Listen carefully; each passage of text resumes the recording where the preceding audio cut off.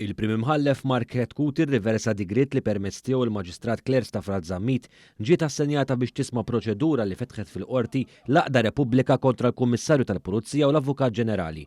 Dan permezz ta' direttiva maħruġa mill-Prim Imħallef li tirreferi għal digrit maħruġ fil-11 ta' Novembru fejn ġiet sospiża miżura interim minħabba li l-proċess biex il-każ jiġi riassenjat kien għadu mhux konkluż.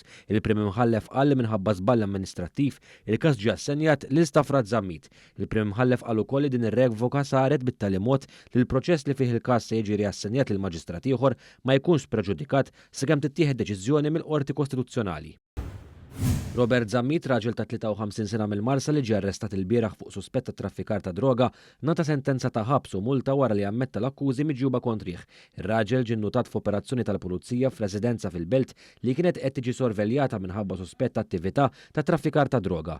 Fil-fatt l-uffiċjali raw li r-raġel jimxi lejn ir-residenza jitfidu wara bib miftuħ u reġgħu tafaħħa fil-but waqt li kompla miexi.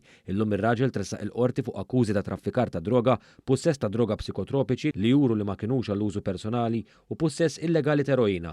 Ir-raġel ammetta dawn l-akkużi u nata sentenza ta' 15-il xahar ħabs effettivi u multa ta' 500 euro li trid titħallas fi żmien sentejn.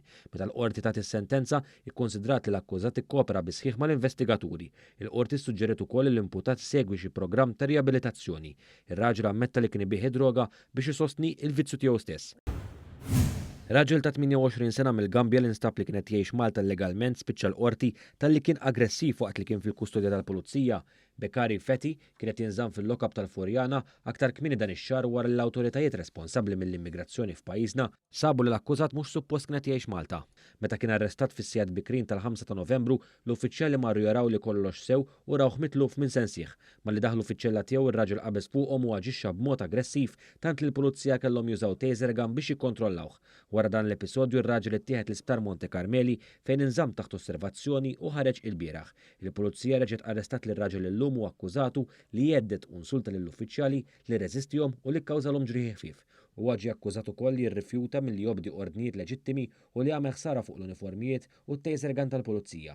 Ir-raġel wieġeb mhux ħati u l-qorti ma laqgħetx it-talba ħelsien mill-arrest minħabba natura tal-akkużi.